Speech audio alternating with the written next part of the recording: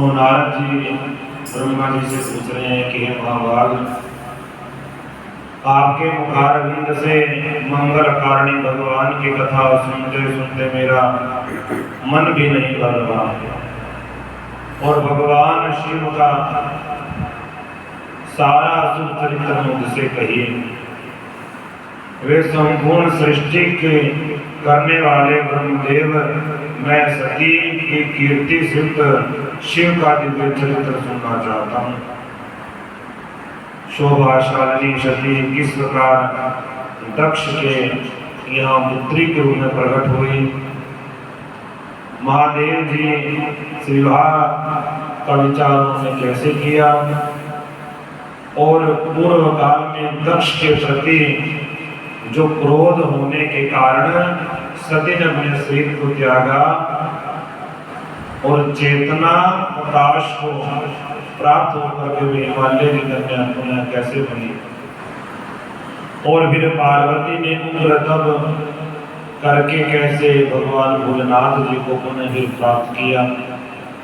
कामदेव का नाश करने वाले भगवान शंकर के आदि शरीर में किस प्रकार उन्होंने अपना स्थान पाया, इन बातों को आप मुझे नारद जी कहते हैं विस्तार से बताइए। आपके समान दूसरा कोई समस्या का निवारण करने वाला न तो है और न आगे भविष्य में कभी होगा।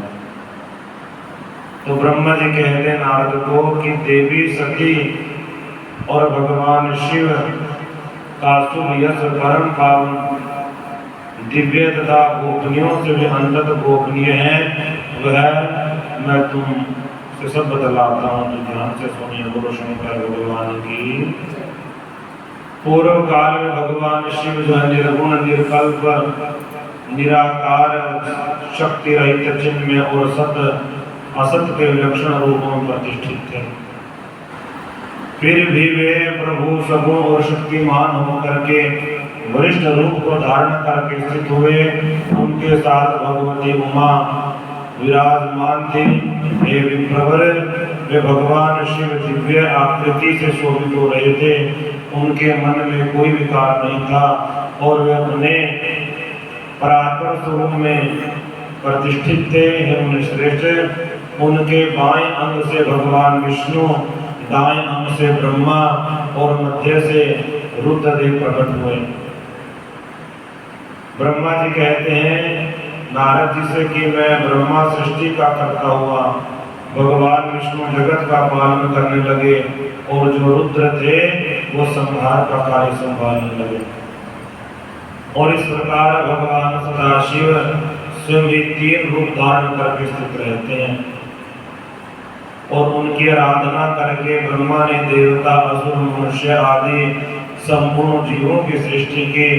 दक्ष आदि प्रजापतियों ने देव शिरोमणि सृष्टि करके बहुत प्रसन्न हुए तथा अपने को सबसे अधिक ऊंचा मानने लगे। जब मरीचि, अत्रि, पुलह, पुलत्स्य, अंगिरा, क्रतु, वशिष्ठ, नारद, दक्ष, भृगु इन महान प्रभावशाली मानस पुत्रों को प्रकट किया, तब मेरे हृदय से अंतत मनोहर एक रूप वाली सुंदर नारी उत्पन्न हुई, जिसका नाम था संध्या। वह दिन में तो क्षीण हो जाती, परंतु सायंकाल में उसका रूप खिल उठता। वह मूर्तिमती साया संध्या थी, सायंकाल की संध्या थी, निरंतर किसी मंत्र का जप करती रहती थी। वह सुंदर मोह वाली वह संध्या मुनियों के भी मन को मोह लेती थी। इस तरह मेरे मन को एक मनोहर पुरुष प्रकट हुआ जो अंतत अद्भुत था। उसके शरीर का मध्य भाग, कटी भाग, पताल, दांतों की पंक्तियां बड़ी सुंदर थी। उसके अंगों में से मत वाली हाथी सिगंध प्रकट होती थी। नेत्र प्रफुल्ल थे। ऐसे प्रकट हुआ और जगत की सृष्टि करने वाले ब्रह्म की ओर देखकर उस पुरुष ने गर्दन झुका करके प्रणाम किए। वह जो पुरुष प्रकट हुआ था कहने लगा कि ब्रह्मा जी, मैं कौन सा कार्य करूं और मेरे लिए जो काम हो उसमें मुझे लगाइए, क्योंकि हे विधाता, आज आप सबसे अधिक माननीय और योग्य पुरुष हैं और लोग आपसे शोभित हो रहा है। बोले शंकर भगवान की। तो पुरुष बोला, ये सब बातें बोला, तो उसकी बातें सुन करके ब्रह्मा जी कहने लगे कि हे भद्र पुरुष, तुम अपने इस स्वरूप को तथा फूल के बने हुए 5 बाणों से स्त्रियां और पुरुषों को मोहित करते हुए सृष्टि के सनातन कार्य को चलाओगे। इस चराचर त्रिभुवन में ये देवता आदि कोई भी जीव तुम्हारा तिरस्कार करने में समर्थ नहीं होंगे। तुम छिपे रूप से प्राणियों के हृदय में प्रवेश करके सदा से उनके सुख का हेतु बन करके सृष्टि का सनातन कार्य चालू रखो, और जो समस्त प्राणियों का मन है वह तुम्हारे पुष्पमय बाणों का सदा अनायास ही अद्भुत लक्ष्य बन जाएगा। तुम निरंतर उन्हें मद किए रहोगे। यह मैंने तुम्हारा कर्म बताया जो सृष्टि का प्रवर्तक होगा, और तुम्हारे ठीक नाम क्या होंगे इस बात को मेरे पुत्र तुम्हें बताएंगे। ऐसा कहकर के अपने पुत्रों के मुख की ओर देख करके क्षण भर के लिए कमल पर आसन लगा करके ब्रह्मा जी जो है अंतर ध्यान हो गए। बोले शंकर भगवान की। तो ब्रह्मा जी कहते हैं कि नारद, इसके बाद मेरे अभिप्राय को जानने वाले मरीचि आदि मेरे पुत्र सभी मुनियों ने इस पुरुष का उचित नाम रखा दक्ष आदि। प्रजापति ने उसका मुंह देखते ही परोक्ष में सारे वृत्तांत जान करके उसे रहने के लिए स्थान और पत्नी प्रदान कर दी। ब्रह्मा जी कहते कि मेरे पुत्र मरीचि आदि द्विजों ने उस पुरुष के नाम निश्चित करके उसे यह युक्तियुक्त बात कही। ऋषि कहने लगे कि तुम जन्म लेते हमारे मन को मथने लगे, इसलिए लोक में तुम्हारा नाम होगा मनमथ और या मनोभव। तीनों लोकों में तुम इच्छा के अनुसार उद्धारण करोगे। तुम्हारे सामने सुंदर दूसरा कोई नहीं होगा, और काम रूप होने के कारण तुम काम नाम से विख्यात हो गए, और तुम्हारा नाम होगा मदन। तुम बड़े धर्म से उत्पन्न हुए, इसलिए तुम दर्पक भी कहलाओगे। अनेकों नाम रखे, और जो सभी स्थानों पर तुम्हारा अधिकार होगा। तुम सर्वव्यापी होगे, और जो आदि प्रजापति हैं वे पुरुष श्रेष्ठ दक्ष तुम्हारी इच्छा के अनुसार तुम्हें पत्नी प्रदान करेंगे, और वह तुम में अनुराग रखने वाली होगी। बोले शंकर भगवान की। तो ब्रह्मा जी ने कहा कि उन्हें इसके बाद में वहां से दृश्य हो गया, और उसके बाद दक्ष मेरी बातों को स्मरण करके कंधर बोल के कामदेव, मेरे शरीर से उत्पन्न हुए कन्या सुंदर और उत्तम गुण शोभित है, इसलिए तुम्हें यह कन्या प्रदान करता हूँ।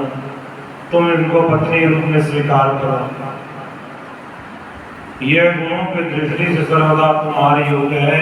हे महादेव श्री मनोभव, यह सदा तुम्हारे साथ रहने वाली और तुम्हारी रुचि के अनुसार चलने वाली होगी। यह सदा तुम्हारी अधीन रहेगी। ऐसा कहकर के दक्ष ने अपने शरीर के उत्पन्न हुई कन्या का नाम रति रक्त उसे आगे बैठाया, और संकल्प से उसको सौंप दिया।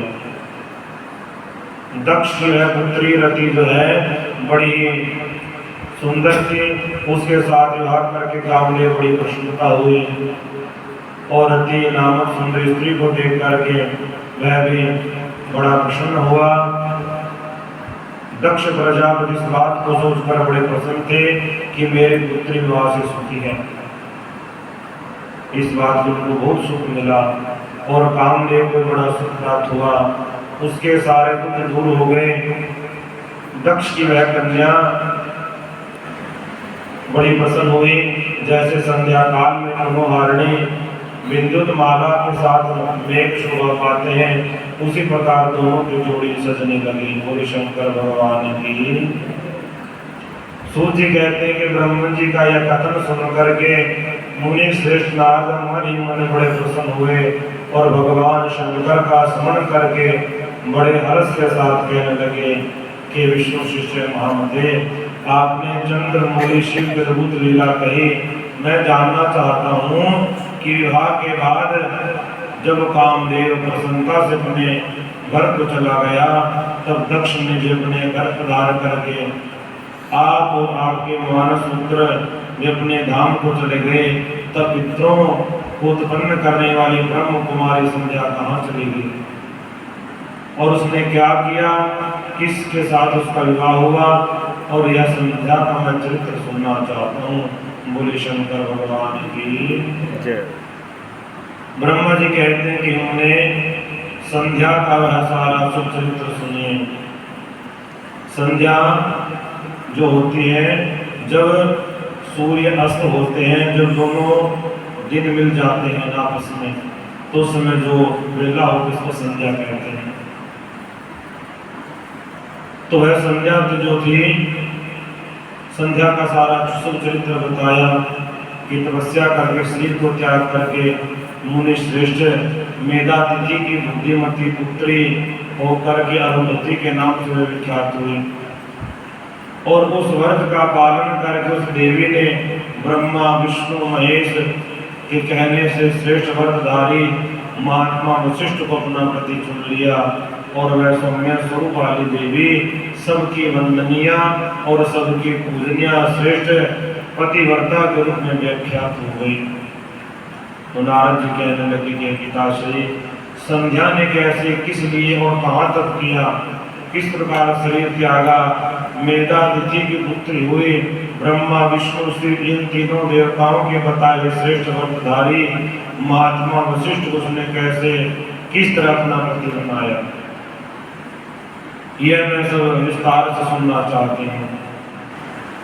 और अरुंधति के इस पूर्ण चरित्र का आप मुझे वर्णन कीजिए। गुरु शंकर भगवान की। तो ब्रह्मा जी ने कहा कि उन्हें संध्या के मन में एक बार विश्राम भाव आ गया, तो इसलिए उस आदमी ने निश्चय किया कि वैदिक मार्ग के अनुसार मैं अग्नि में अपने इस शरीर की आहुति दे दूंगी। आज से इस भूतल पर कोई भी देहधारी उत्पन्न होते काम भाव सिद्ध नहीं होगा। इसके लिए मैं कठोर तपस्या करके मर्यादा से स्थापित करूंगी, और तरुण अवस्था में पूर्व किसी पर भी काम भाव का प्रभाव नहीं पड़ेगा, ऐसी सीमा मैं निर्धारित कर दूंगी, और इसके बाद इस जीवन को भी त्याग दूंगी। मन ही मन में ऐसा विचार करके संध्या जो थी वो चंद्रभागा नदी के तट पर गई, और वहां चंद्रभागा नदी का प्रादुर्भाव हो गया, और मन में इस तपस्या का दृढ़ संनिश्चय लेकर के संध्या श्रेष्ठ पर्वत पर गई, और पर्वत पर गई जान मैंने अपने समीप बैठा कि वेद वेदांगों के प्रांगण विद्वान सर्वज्ञ जितात्मा और ज्ञान योगी पुत्र वशिष्ठ से कहा कि पुत्र वशिष्ठ, मनस्विनी संध्या तपस्या की विलास है चंद्रभाग नामक पर्वत पर गई है, अब तुम जाओ और उसे दीक्षा दो, और तपस्या भाव से नहीं जानती, इसलिए जिस तरह तुम्हारे यथोचित उपदेश हो उसे उस लक्ष्य की प्राप्ति हो वैसा ही प्रयत्न करो। तो नारद ने सब बातें बता रहे हैं ब्रह्म पितामह, और कह रहे कि नारद मैंने दया पूर्वक वशिष्ठ को आज्ञा दे दी, तब वो आज्ञा कह करके आज्ञा लेकर के एक तपस्वी ब्रह्मचारी रूप में संध्या के पास गए।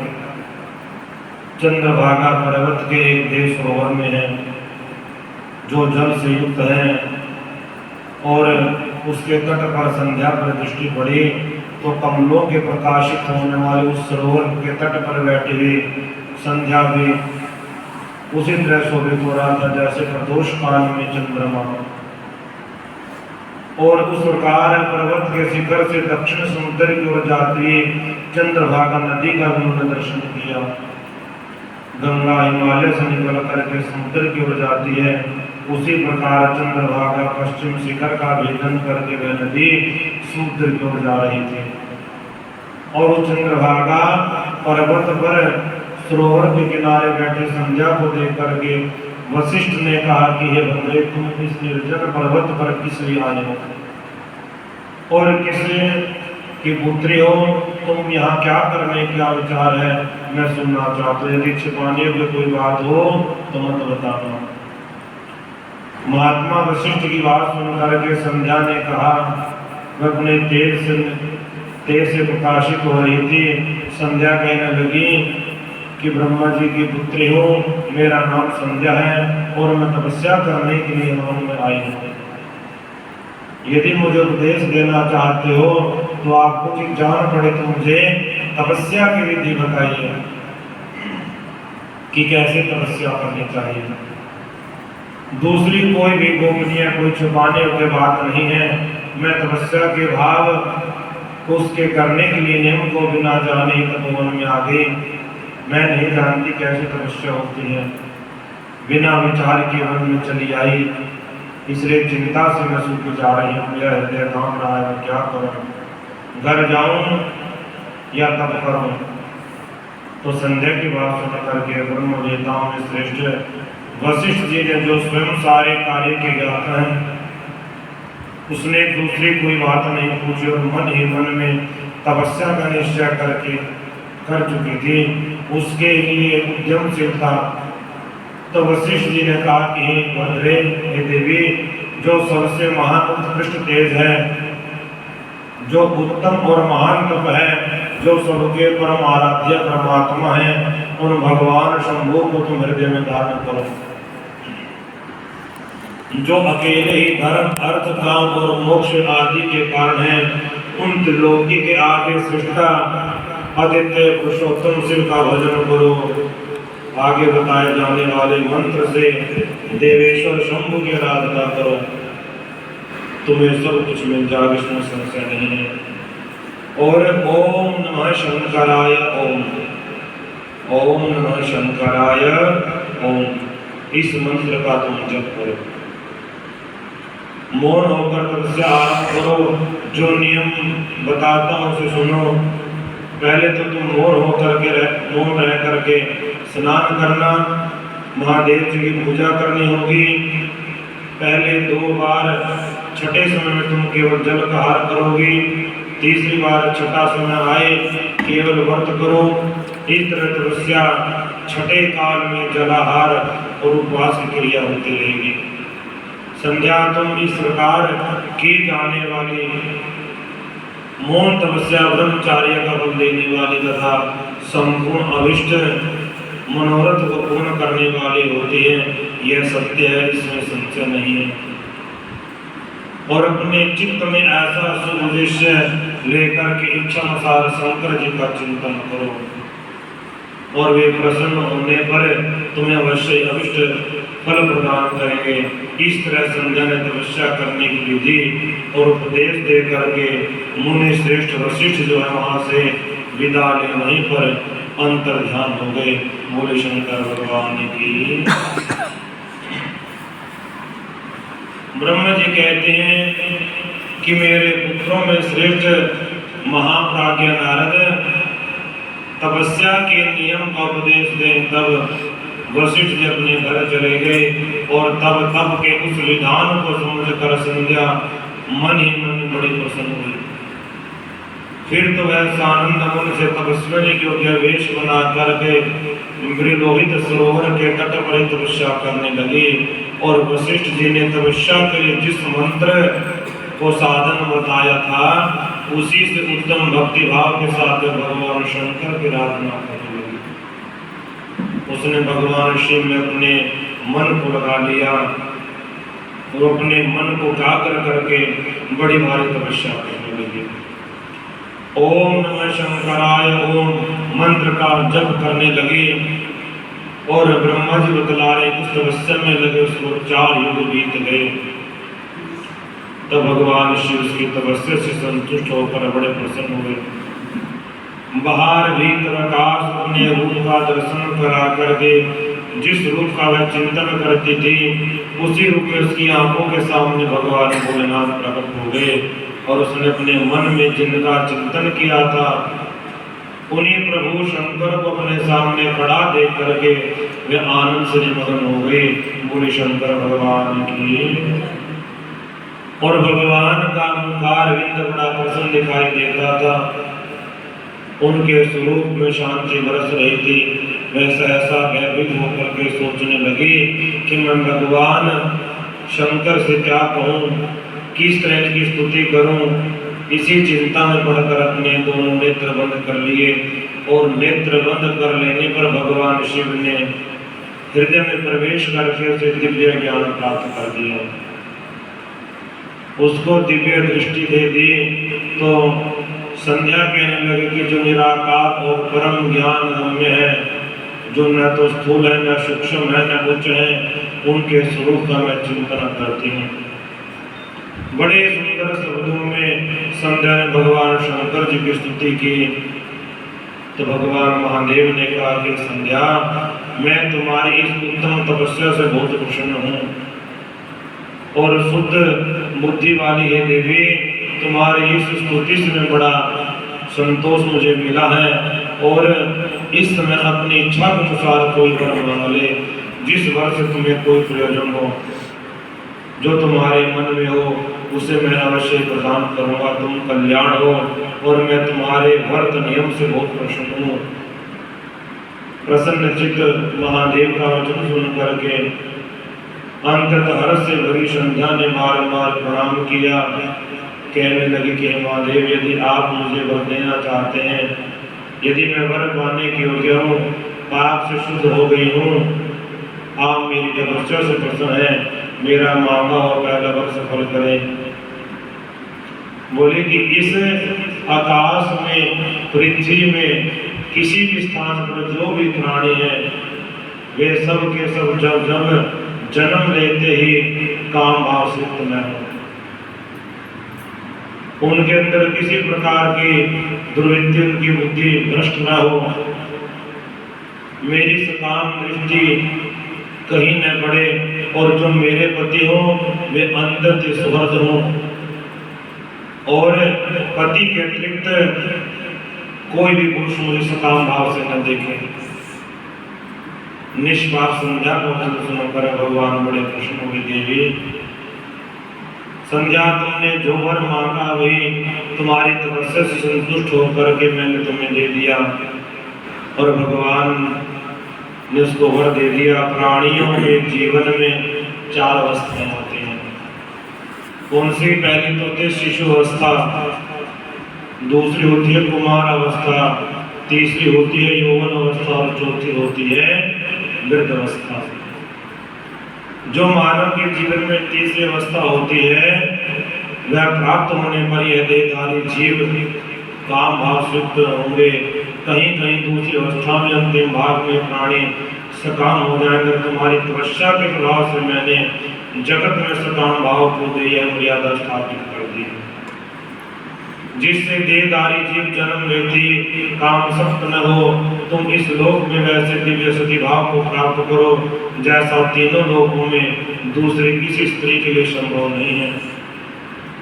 विवाह करने के बाद पति के सिवा तुम्हारा कोई भी सकाम भाव न हो। तो भगवान ने सभी जो वर मांगे थे सभी के सभी बता दिए और कहा कि मैं उस प्रतिज्ञा को सफल करने के लिए तुम्हें एक उपाय बताता हूँ। मेधातिथि का एक यज्ञ चल रहा है जो 12 वर्षों से लगातार चला हुआ है। उसमें अग्नि भी पूर्ण रूप से प्रज्वलित है और तुम बिना विलंब किए उस अग्नि में अपने शरीर का उत्सर्ग कर दो, यानी अपना शरीर त्याग दो। और उस पर्वत की उक्त काम में चंद्रभागा नदी के तट पर तपसाश्रम मुनिवर मेधातिथि महानुष्ठान करते हैं। तुम स्वेच्छता पूर्वक वहां जाओ हे मुनि, और मुनि तुम्हें वहां देख नहीं सकेंगे। मेरी कृपा से तुम मुनि के अग्नि से प्रकट हो पुत्री हो जाओगे और तुम्हारे मन में जिस किसी स्वामी को प्राप्त करने की इच्छा हो उसे हृदय में धारण कर उसी का चिंतन करते तो अपने शरीर को उस यज्ञ की अग्नि में होम में दे दो। बोले शंकर भगवान की।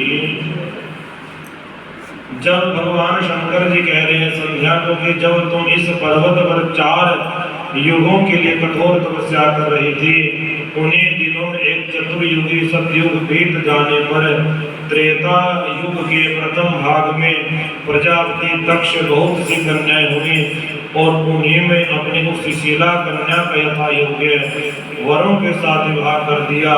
उनमें 27 कन्याओं का विवाह चंद्रमा के साथ किया और चंद्रमा अन्य सब पत्नियों को छोड़ करके केवल जो उनमें से एक रोहिणी नाम की कन्या होगी उसी से प्रेम करने लगे। इस कारण क्रोध से भरे हुए उस दक्ष ने जब चंद्रमा को श्राप दे दिया तब समस्त देवता तुम्हारे पास आए, परंतु तुम्हारा मन तो मुझ में लगा हुआ था और तुमने ब्रह्मा जी के साथ आए उन देवताओं पर दृष्टिपात नहीं किया। तब ब्रह्मा जी ने आकाश की ओर देख करके चंद्रमा को पुनः रूप दे दिया। इस उद्देश्य को मन में रख करके श्राप से छुड़ाने के लिए एक नदी की सृष्टि की, जो चंद्र या चंद्रभागा नदी के नाम से व्याख्यात हुई।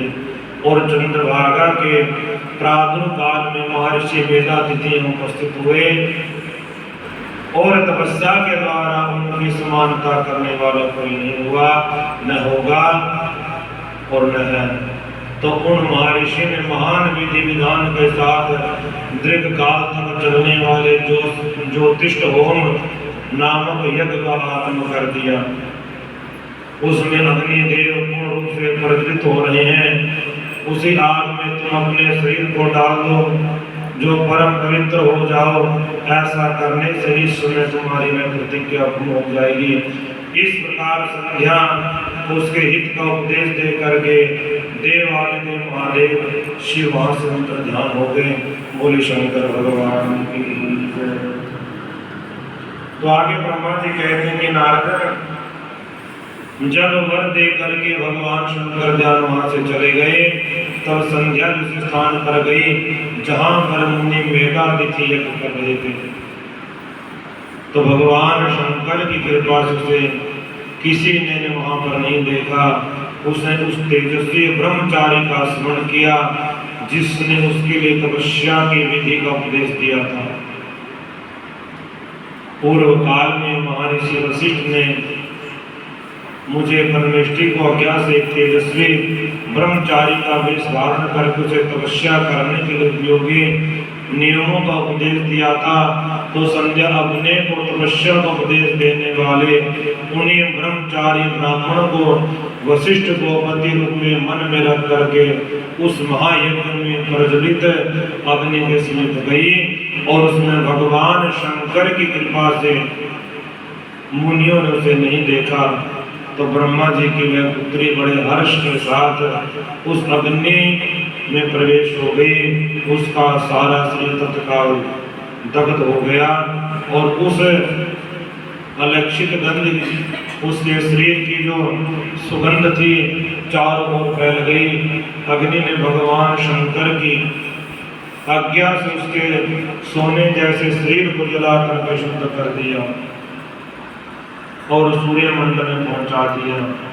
तब सूर्य ने पितरों और देवताओं की तृप्ति के लिए उसे दो भाग में विभक्त कर दिया, अलग अलग करके अपने रथ में स्थापित कर दिया। उसका शरीर का जो ऊपरी भाग था प्रातः की संध्या, जो दिन और रात के बीच में पड़ने वाली आदि संध्या है, तथा उसके शरीर का शेष भाग सायंकाल की संध्या हुआ, जो दिन और रात के मध्य में होने वाली अंतिम संध्या है। सायं की संध्या से सदा पितरों को प्रसन्नता प्रदान करने वाली होती है। सूर्य उदय से पहले जब अरुणोदय हो जाए, प्राची के क्षितिज में लाली छा जाए, तब प्रातः की संध्या प्रकट होती है, जो देवताओं को प्रसन्न करने वाली होती है। इसलिए देव पूजन जो होता है वह प्रातः काल में किया जाता है, और जो पितरों की पूजा होती है वह सायंकाल में प्रतिदिन हर रोज हर किसी के घर में की जाती है। तो प्रातः की संध्या प्रकट होती है, देवताओं को प्रसन्न करने वाली होती है। जब लाल कमल के समान सूर्य अस्त हो जाते हैं, उसमें सायं की संध्या का उदय होता है। जब आकाश में लालिमा छा जाती है, सूर्य अस्त होने लगते हैं, तब सायं की संध्या होती है। उस समय पितरों का समय आनंद प्रदान करने वाला होता है। परम दयालु भगवान शिव ने उसके मन सहित प्राणों की दिव्य शरीर सुख देहधारी बना दिया। और जब मुनि के यज्ञ की समाप्ति का अवसर आया तब अग्नि की ज्वाला में महर्षि मेधातिथि को तपाए हुए स्वर्ण की कांति वाली पुत्री के रूप में प्राप्त हुई। मुनि ने बड़े अमोद के साथ उसमें पुत्री को ग्रहण किया और उन्होंने यज्ञ के लिए उसे स्नान कराकर अपने गोद में बिठा लिया। और शिष्यों से गिरे महामुनि मेधातिथि को बड़ा आनंद प्राप्त हुआ। उन्होंने उसका नाम अरुंधति रख दिया। तब वह किसी भी कारण से धर्म का विरोध नहीं करती थी और उसी गुण के कारण उसने स्वयं यह त्रिगुण विख्यात नाम प्राप्त किया। हे देव ऋषि, त्रिभुवन यज्ञ को समाप्त करके कृतकृत्य होकर के मुनि अपनी पुत्री को प्राप्त होने से बहुत प्रसन्न थे और अपने शिष्यों के साथ आश्रम में रह करके सदा उसी का लाभ पोषण करने लगे। जो देवी अरुंधति है वह चंद्रभागा नदी के तट पर तपस्या सारण्य भीतर मुनिवर मेधातिथि को आश्रम में बड़ी होने लगी और जब विवाह के योग्य हो गई तब ब्रह्मा ने विष्णु और महेश ने मिलकर के ब्रह्मा के पुत्र वशिष्ठ के साथ उसका विवाह करा दिया। ब्रह्मा विष्णु और महेश के हाथों से निकले हुए जल से शिखा आदि 7 परम पवित्र विद्या उत्पन्न हुई। ब्रह्मा जी कहते हैं कि नारद मेधातिथि की वह पुत्री महासाध्वी अरुंधति समस्त पतिव्रताओं में श्रेष्ठ थी और वह महर्षि वशिष्ठ को पति रूप में पा करके उनके साथ बड़ी शोभा पाने लगी और उसके शक्ति आदि शुभ श्रेष्ठ पुत्र उत्पन्न हुए। वह प्रियतम पति वशिष्ठ को पा करके बड़ी प्रसन्न है। इस प्रकार मैंने तुम्हारे सामने संध्या के पवित्र चरित्र का वर्णन कर दिया। तो प्रजापति ब्रह्मा जी की बात सुनकर के नारद का मन बड़ा प्रसन्न हुआ। कहने लगे कि आपने अरुंधति तथा उसके पूर्व जन्म की उसकी स्वरूपा भूता संध्या की बड़ी उत्तम दिव्य कथा सुनाई जो शिव की भक्ति को वृद्धि करने वाली है। अब आप भगवान शिव के परम पवित्र चरित्र का वर्णन कीजिए जो दूसरों के पापों का विनाश करने वाले उत्तम और मंगलदायक है। कहने लगे कि जब कामदेव रति से विवाह करके हर्ष में लोग चला गया, दक्ष आदि अन्य मुनि जो अपने स्थान पर चले गए, संध्या तपस्या करने के लिए चली गई, उसके बाद वहां पर क्या हुआ था? ब्रह्मा जी कहते हैं कि नारद तुम धन्य हो, भगवान शिव के सेवक हो, शिव की लीला सुनने की बड़ी इच्छा है। पूर्व काल में ब्रह्मा जी कहते हैं मैं भी एक बार कुएं में पड़ गया था। भगवान शंकर ने मेरा उपहास किया, मेरा अपमान किया, तब मुझे बड़ा शोक हुआ। शिव की माया ने मुझे मोह लिया, इसलिए मैं भगवान शिव के प्रति ईर्ष्या करने लगा। इस प्रकार से बताता हूँ, मैं उस स्थान पर गया जहाँ दक्ष राज मुनि उपस्थित थे और वहीं रति के साथ कामदेव भी था।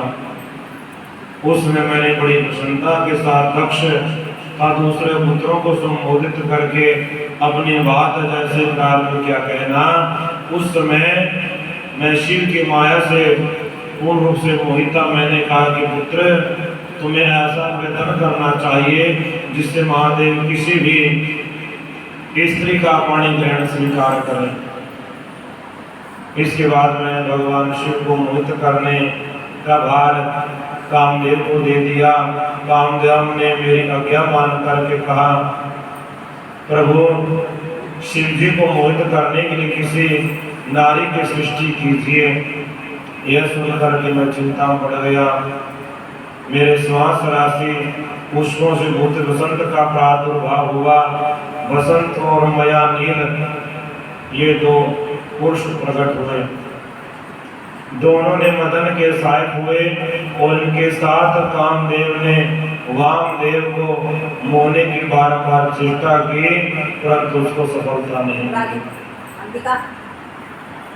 जब मैं निराश होकर के लौट आया तब उसकी बात सुनकर के मुझे बड़ा दुख हुआ उसमें मेरे मुख से जो सांस वायु चली उससे मर्द गणों की उत्पत्ति हुई और उन्होंने मदन की सहायता के आदेश दे करके उन्हें सबको शिव जी के पास भेजा, परंतु महान प्रयत्न करने पर भी भगवान शिव को मुंह में नहीं डाल सके और काम उसको अपने परिवार के साथ लौट गया। और उसके चले जाने पर मन ही मन में सोचने लगा कि निराकार और मन को वश में रखने वाले योग परायण भगवान शंकर किसी स्त्री को अपनी पत्नी कैसे बना सकेंगे। सोचते सोचते मैंने बड़े भक्ति भाव से उन भगवान श्री हरि का स्मरण किया जो साक्षात शिव स्वरूप तथा मेरे शरीर के जन्मदाता है। मैंने दीन वचनों से शुभ स्तोत्रों के द्वारा की स्तुति की और इस स्तुति को सुनकर के भगवान शीघ्र प्रकट हो गए। उनके चार भुजाएं बड़ी शोभा पा रही थी और वे पीताम्बर की बड़ी शोभा हो रही थी। वे भगवान श्री हरि भक्त प्रिय हैं और अपने भक्तों को बहुत प्यारे हैं और सबके शरणदाता हैं।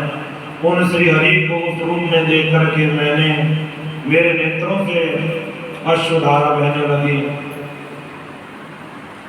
और मेरे सामने समय कहो। विष्णु ने कहा कि तुम्हारा जो दुख है उसको मैं मिटा दूंगा, इस विषय में कोई संदेह नहीं, विचार नहीं करना।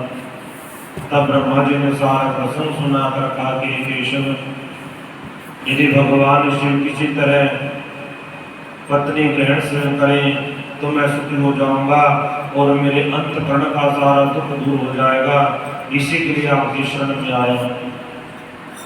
ब्रह्मा की बातें सुनकर भगवान विष्णु हंस पड़े और ब्रह्मा का हर्ष बढ़ाते शीघ्र ही कहने लगे कि तुम मेरा वचन सुनो, तुम्हारे वचन का भ्रम निवारण करना है। मेरा वचन वेद शास्त्र आदि का वास्तविक सिद्धांत है। शिव सबके कर्ता भर्ता पालक कर्ता संहारक और आत्मा वही है। तुम उनका भजन करो, उनकी शरण में जाओ, जिससे संतुष्ट होकर वे तुम्हारा कल्याण करेंगे। और यदि तुम्हारे मन में यह विचार हो कि शंकर विवाह करें तो शिव को प्रसन्न करने के लिए शिव का स्मरण करते हुए उत्तम तपस्या करो और अपने उस मनोरथ को हृदय में रखते हुए शिव का ध्यान करो। ये देवेश्वर यदि प्रसन्न हो जाए तो सारे कार्य सिद्ध कर देंगी। और यदि शिवा सगुण अवतार लेकर इस लोक में किसी की पुत्री मानव शरीर ग्रहण करे तो निश्चय महादेव जी की पत्नी हो सकते हैं, अन्यथा नहीं।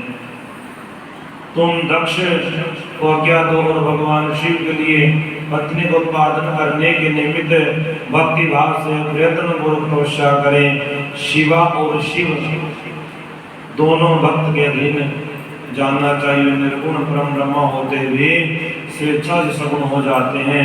बोले शंकर भगवान की। तो भगवान शिव की इच्छा से प्रकट हुए। दोनों जब उनसे प्रार्थना की तब पूर्व काल भगवान शंकर ने जो बातें कही तुझे याद करो। वे अपनी सुंदर शक्ति से सुंदर लीला विहार करने वाले हैं और शिव ने अपनी इच्छा से सुगुण होकर के मुझको और तुमको प्रकट करने के बाद तुम्हें जो सृष्टि कार्य करने का आदेश दिया था और उमा से विनाशी सृष्टिकर्ता प्रभु ने मुझे उस सृष्टि के पालन का कार्य सौंपा। प्रेम नाना लीला विशारद उन दयालु स्वामी ने हंस कर आकाश को देखते हुए बड़े प्रेम से कहा कि विष्णु, मेरा उत्कृष्ट रूप इन विधाता के नाम से श्लोक में प्रकट होगा। जिनका नाम रुद्र होगा, रुद्र का रूप ऐसा होगा जैसा मेरा है, वह मेरा पूर्ण जन्म होगा। तुम दोनों सदा उसकी पूजा करनी चाहिए। तुम दोनों के संपूर्ण मनोरथ सिद्ध करने वाला होगा। यही जगत का प्रलय करने वाला होगा और समस्त गुणों का दृष्टा होगा। निर्शेष उत्तम योग का पालक होगा। यद्यपि तीनों देवता मेरे ही रूप हैं, रुद्र मेरा अपना रूप होगा। पुत्रों देवी उमा के भी तीन रूप होंगे। एक रूप लक्ष्मी का होगा जो श्री हरि की पत्नी होगी, दूसरा रूप ब्राह्मणी का होगा जो ब्रह्मा की पत्नी होगी और तीसरा रूप सती के नाम से प्रसिद्ध होगा जो सती उमा का अपना रूप होगी। वे भावी में रुद्र की पत्नी होगी। गुरु शंकर भगवान की। और ऐसा कहकर भगवान महादेव ने हम पर कृपा करने के बाद वहां से अंतर्ध्यान हो गए और हम दोनों सुखपूर्वक अपने कार्य में लग गए। समय पा करके मैं और तुम दोनों सपत्नीक हो गए और साक्षात भगवान शंकर रुद्र नाम से अवतीर्ण हो गए। इस समय कैलाश पर्वत पर निवास करते हैं। अब शिवा भी सती नाम से अवतीर्ण होने वाली है और तुम्हें उनके उत्पादन के लिए यत्न करना चाहिए। ऐसा कहकर मुझ पर बड़ी भारी दया करके भगवान विष्णु में अंतर्ध्यान हो गए और मुझे उनकी बातें सुना करके बड़ा आनंद प्राप्त हुआ। बोले शंकर भगवान की जय। नारद जी ने पूछा कि पूज्य पिताजी, दृढ़ता पूर्वक उत्तम व्रत का पालन करने वाले दक्ष ने तपस्या करके देवी को कौन सा वर प्राप्त किया तथा वे देवी किस प्रकार दक्ष की कन्या हुई? ब्रह्मा जी कहते हैं कि नारद, मेरी आज्ञा पाकर उत्तम बुद्धि वाले महान प्रजापति दक्ष ने क्षीर सागर में उत्तर तट पर स्थित होकर के देवी जगदम्बा को पुत्री के रूप में प्राप्त करने की इच्छा से उनके प्रत्यक्ष दर्शन की कामना के लिए उनके हृदय मंदिर विराजमान करके तपस्या प्रारंभ कर दी। दक्ष ने मन को संयम में रख करके बड़ी दृढ़ता पूर्वक कठोर व्रत का पालन करते हुए सोच संतोष आदि नियमों से 3000 दिव्य वर्षों तक तप किया। वे कभी जल पीकर रहते और कभी हवा पीकर रहते, कभी सरल का उपवास करते थे, भोजन के नाम पर कभी सूखे पत्ते चबा चबा करके खाते थे। यम नियम युक्त से जगदम्बा के पूजा में लगे हुए दक्ष को शिवा ने प्रत्यक्ष दर्शन दिया और जगन में जगदम्बा का प्रत्यक्ष दर्शन पा करके प्रजापति दक्ष ने अपने आप को बड़ा कृत्य माना और वे कालिका देवी सिंह पर आरूढ़ थी। उनकी अंग कांति श्याम थी, मुख बड़ा ही मनोहर था, वे 4 भुजाओं से थी, हाथों में वर्द अभय नील कमल और खड़ग को धारण किए थे। उन भगवती जगदम्बा की जो मूर्ति थी वह बड़ी मनोहारिणी थी, नेत्र कुछ लाल थे। भगवती के जो केश थे बड़े सुंदर दिखाई देते थे। उत्तम प्रभाव से प्रकाशित होने वाले उन मां जगदम्बा को भली भांति प्रणाम करके दक्ष विचित्र रचनावलियों के द्वारा उनकी स्तुति करने लगे। भगवान के कहने पर दक्ष ने भगवती की आराधना की और भगवती साक्षात उसके सामने प्रकट हो गई। बोली जगदम्बा मैया की जय। शेर करके सवारी देखो माता